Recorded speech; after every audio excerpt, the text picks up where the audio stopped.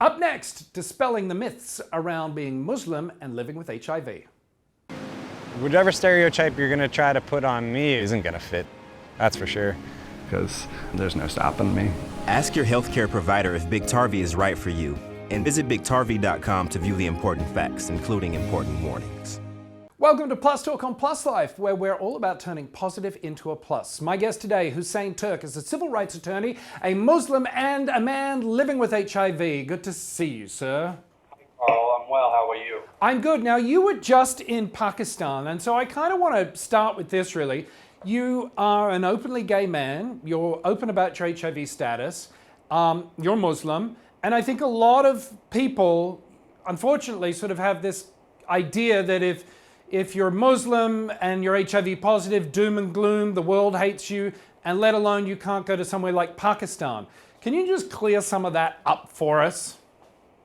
Sure. Well, there's a lot in there that can be cleared up or given some context, and I will endeavor to do that because I think it's important.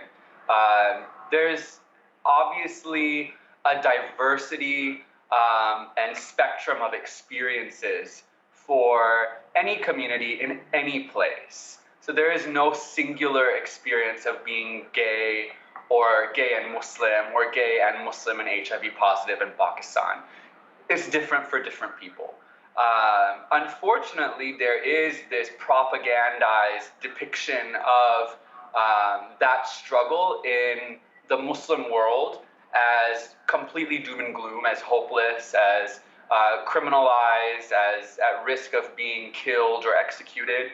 And while all those things are true to an extent, they have been blown out of proportion and skewed in a way that erases and ignores a lot of the successes and a lot of the, I guess, just normalization of different sexual orientations and different experiences in the Muslim world, as if there is a Muslim world to begin with, but in that part of the Muslim world. So for me to go back as an American citizen, as a man, as someone who's able-bodied, as someone who's educated and has the family wealth that I have, I was very insulated from a lot, and I enjoyed a very privileged and kind of particularized experience when I went. But I didn't have to hide anything about myself, and part of that is, of course, due to the privileges that I brought with me. But this idea that gay people, gay men in Pakistan have to hide or they're going to be arrested or worse, is largely a myth.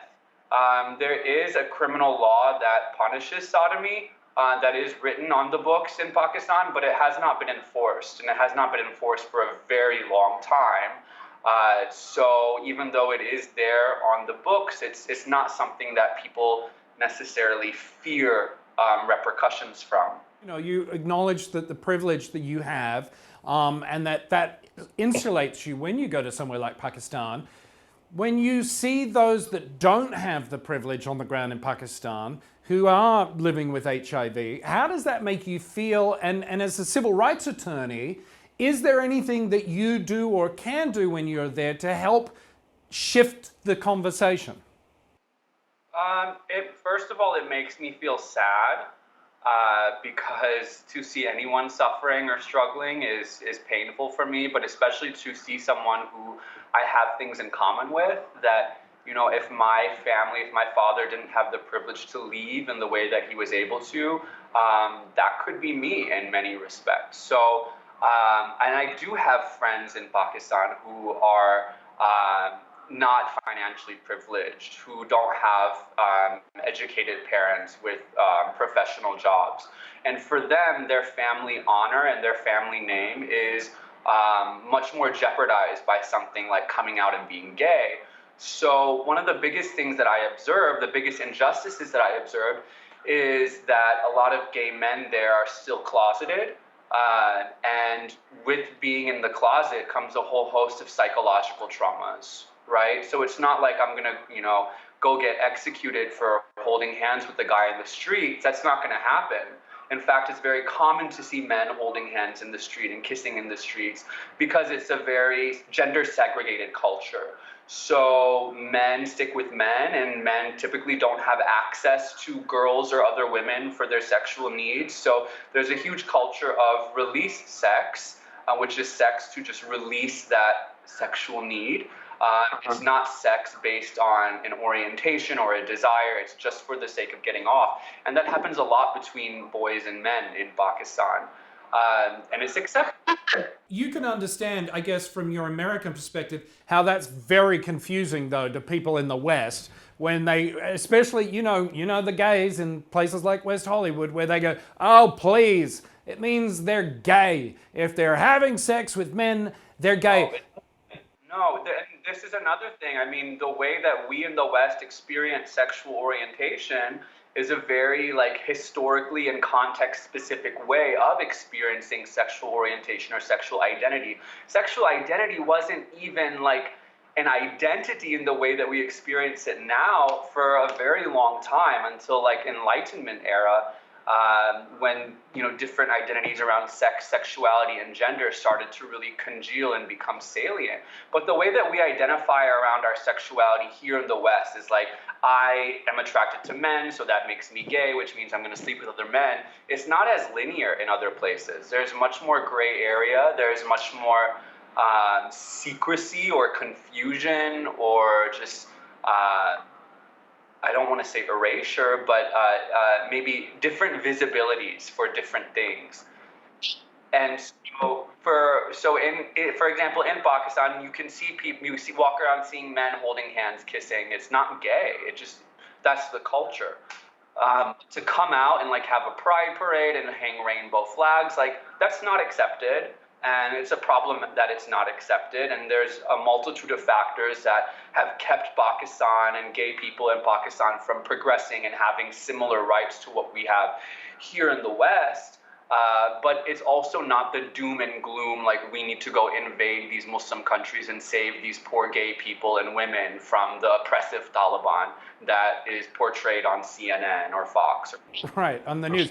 What about, though, let's talk about how this relates to HIV infection, though, and again, whether it's men who identify as gay or whether it's men who have sex with men, is there not a concern that when these things aren't sort of talked about because it's not a big deal, that the rates of HIV climb because, well, that's a gay man's thing, it's got nothing to do with us? Or have I got it completely wrong? No, you've got it right. There's definitely an epidemic there's a global epidemic of HIV among men who have sex with men. That is not news, and Pakistan is not immune to that, right? So it exists there too. Unfortunately, there aren't a lot of organizations providing services to at-risk populations. There is virtually no conversation around PrEP. I talked to a lot of guys that didn't even know what it was. I did talk to a lot of guys, too, that did know what PrEP was, which is not dissimilar to the situation here in the U.S. I mean, if you go to parts of L.A., South L.A., East L.A. that are predominantly black and brown, the access to PrEP is very limited. Yeah, well, not just here in LA. I mean, we know that especially in the South and here in the States, HIV infections continue to rise, and more so now amongst our heterosexual allies and friends. So in your position of privilege and being an American citizen, when you do go back to places like your home country of Pakistan, do people sort of look at you or look to you for advice when it comes to how one lives happily and thrives with HIV? I don't think so, because my situation is so different from the situation there. Who am I to, fly across the world and give advice to people about how to live when I don't live that life? I can give advice to American gay men of color who are newly diagnosed and what to do, and I do that often. But my primary, responsibility as a traveler is to observe and be humble and learn. But also to speak truthfully about my experience, which is why I talked a lot on TikTok about how I'm not being harassed, I'm not being arrested, I'm not being persecuted for being gay, because I simply wasn't. So why am I going to perpetuate this lie or this very stereotyped myth about my culture when it's simply not happening to me? The problem is that people don't really have the capacity to have this nuanced, complicated understanding of something. People want it to all be homophobic and to all be violent and to all be oppressive, when it's simply not that way. Just in the way that living in West Hollywood isn't all gay liberation, and it's not all like pride. Like, we have a lot of homophobia in West Hollywood, and there are a lot of issues impacting the gay male community that impact us because we are gay. Take, for example, this case of Ed Buck and Jamel Moore.